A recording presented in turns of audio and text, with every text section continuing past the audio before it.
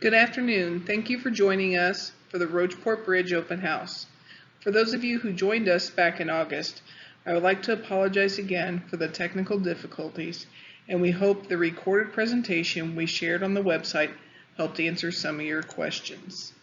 This presentation will be a repeat of some of that information along with some updated information. Joining us today is Derek Lepper, the Deputy Project Director with MoDOT, and myself, Brandy Baldwin, the Project Director, also with MoDOT. With the Lunda team, we have Mark Olson, the Project Manager with Lunda Construction Company. They are the design build contractor for the project. Crystal Allen Dallas, she is the Public Information Manager for the project with Excel Business Concepts. And Rick Mante, our Design Manager with Parsons. We are all available this afternoon for any questions at the end of each presentation. Our agenda today, we will go over the reason and needs for the project, the configuration of the new project, what the new bridge will look like, the construction phasing for the project, impacts and layout of Route BB, safety features brought to you by this project, what's happening next on the project, and a fly-through of the project. Improved safety and reliability are the primary needs for this project. The existing bridge only provides two 12-foot lanes with minimal shoulders in each direction. The image going diagonally across the page is a heat map of accidents within the project limits from the railroad bridges in the bottom left to the Route BB in the top right. As you can see, there is a high concentration of accidents on the bridge itself and several localized accidents within this section of the corridor. This project will be addressing many of these safety and reliability issues. This project will remove and replace the existing Missouri River Bridge and the Route BB overpass. The requirements for this project included accommodating 6 lanes of traffic on I-70 for the future, and what we are getting with this project are 6 lanes in this section of the corridor from approximately the railroad bridges to Route BB Bridge. Shown here is a simple graphic of the 3-lane configuration in each direction. In the eastbound direction, the additional lane starts at the Route BB on-ramp and ends right before the railroad bridges. In the westbound direction, the additional lane begins at the railroad bridges and ends at Route BB before the on-ramp. This creates a passing lane for the incline in the westbound direction. The Lunda team will be providing 2 bridges for this project. The first bridge is to be built to the north of the existing.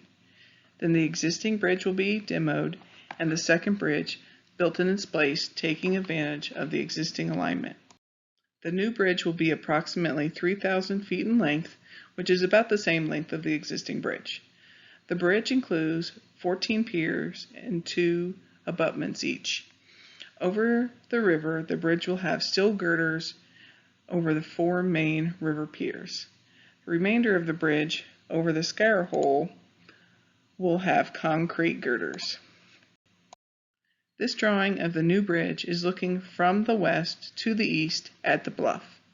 This is a great shot of the river and shows the location of the river piers in the Missouri River.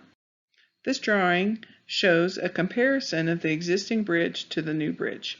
You can see the existing bridge's truss and piers ghosted out and the overlap of the second bridge in the existing bridge's location. This is looking from the east to the west.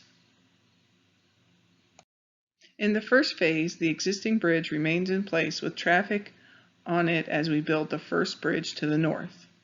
In phase 2, traffic will be moved from the existing bridge to the new bridge to the north, the existing bridge demoed, and the second bridge built in its place.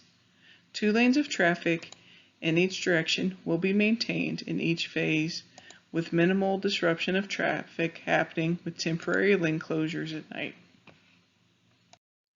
This drawing shows the traffic configuration for Phase 1. Traffic will remain on the existing bridge while the new westbound bridge is built. 2 lanes of traffic will be maintained in each direction, and we expect to complete this first bridge by the spring of 2023. Over the next few slides, we will break down the subparts of Phase 1 as you will begin to see this preliminary work very soon. This work is necessary to separate the traffic from the construction traffic. Phase 1A1 will begin very soon.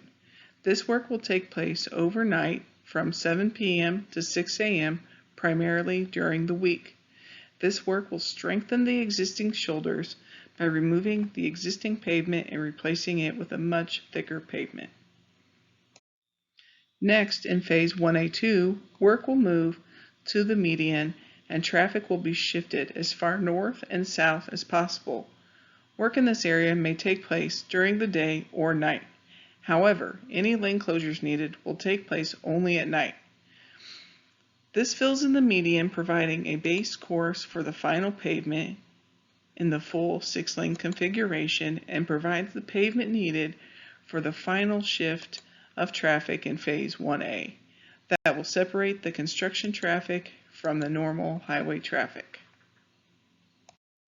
Phase 1A3 is a short phase that will take place at night with lane closures to add in pavement wedges to ensure proper drainage from the pavement away from the median.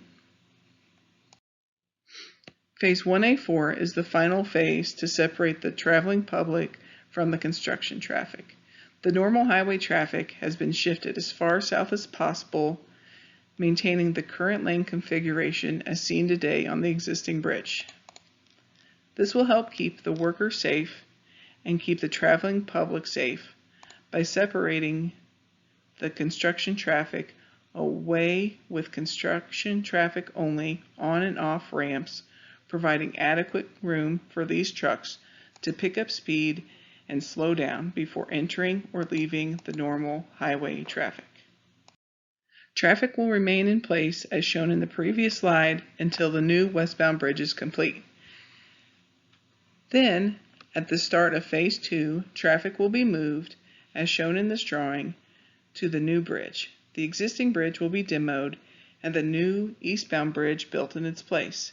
The new bridge to the north will carry all 4 lanes of traffic with 2-foot shoulders temporarily until the second bridge is complete. This is the same lane spacing as on the current bridge. The first bridge is expected to be completed by spring 2023 and the second bridge by winter of 2024. Finally, the eastbound and westbound traffic will be separated onto their respective bridges, and the full 3 lanes with full shoulders will be available for traffic to use. So here's Route BB. We have no geometric changes to the ramp, so they will stay right where they are. We also plan for no impacts to any adjacent property owners. I know many of you have seen in the past where we were needing to realign Route BB and get it a little squarer with I-70. We no longer need to do that with new bridge building techniques. We're able to keep it right where it's at and still accommodate 6 lanes underneath this bridge. We will be repaving the ramp, so we'll see some minor and short closures there to be able to repave them. And Route BB will be built right on its existing alignment. So the detours we expect to see for Route BB when we do have it closed for reconstruction, we will be ramping them using the existing overpasses at O and C and at 179. So any traffic coming from Rocheport wanting to go south there would exit, make the loop around, and come back to the ramps and proceed south. Same with anyone wanting to go in the north direction. As we mentioned earlier, the project needs include improving safety and reliability of this section of the corridor, and we will start that during construction by improving geometrics, visibility and delineation, and by providing intelligent transportation systems that help communicate with the traveling public. We will improve geometry by reducing speed limits during construction, removing existing rumbles in any of the transition areas, and by limiting impacts of construction traffic as shown in phase 1A1 through 1A4. We will also include the use of glare screens as shown in the top left picture to help improve the geometry as well. We improve delineation and visibility by using the LDS system that will light up barriers during low light and dark situations and providing wet reflective pavement marking. Both of these things will really pop and help drivers see the roadway and barriers much better. And finally, we will be using Smart Work Zones, iCone, and HOS technologies. The Smart Work Zones use message boards and arrows to communicate with traffic, where iCone and HOS communicate through common navigation apps like Waze or Google Maps. As you can see in this graphic, there isn't an inch of the project limits that isn't touched with a long-term safety improvement. These long-term safety improvements include geometric improvements, improved delineation and visibility, improved pavement friction treatments, intelligent transportation system upgrades, and improved roadside safety. So these long-term safety improvements include widening shoulders. You see here in the first picture that you have very narrow shoulders on the existing bridge. We'll have much wider shoulders with our final products. We're also including a climbing lane like we did on the Mineola Hill project. And again, the wet reflective pavement markers. We'll also be including in the final design recessed pavement markers. These are very shiny objects embedded into the pavement that we can plow over and will be there for a very long time. Also rumble strips, as you're all very well aware of. Again, the LDS system. Then we have a couple high friction pavement treatments on the bridge and on the downhill climb of the hill from Route BB going westbound, where we've seen accidents in the past. We also have sensors in the pavement and in the air to detect fog and frozen pavement that we'll have in our final product, and upgraded cameras in the area to help communicate with our maintenance staff and with the traveling public.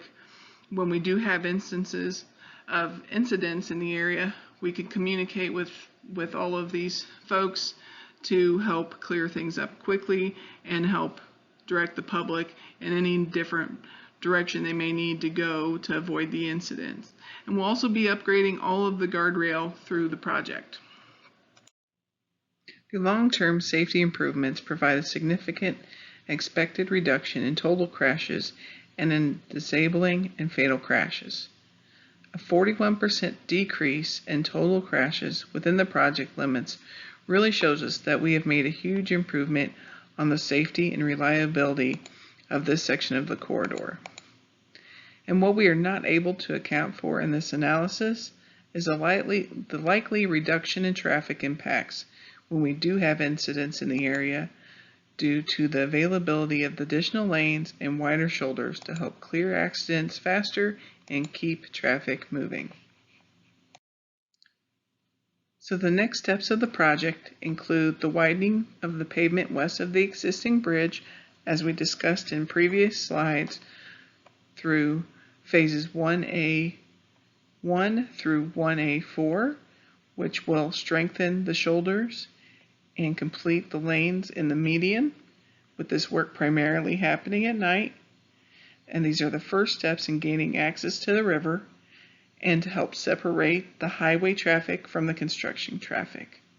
Also, we have planned our groundbreaking ceremony for October 12th at 11 a.m. We will provide additional details as they develop on the website, and in the next slide we will share a little bit more information on this ceremony.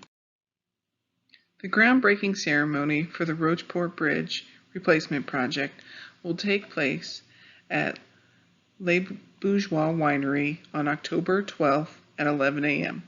The public is welcome to join us in person, but are strongly encouraged to join us virtually to help maintain social distance. Please check the following social media sites and websites for information on live streaming and additional information on the groundbreaking ceremony.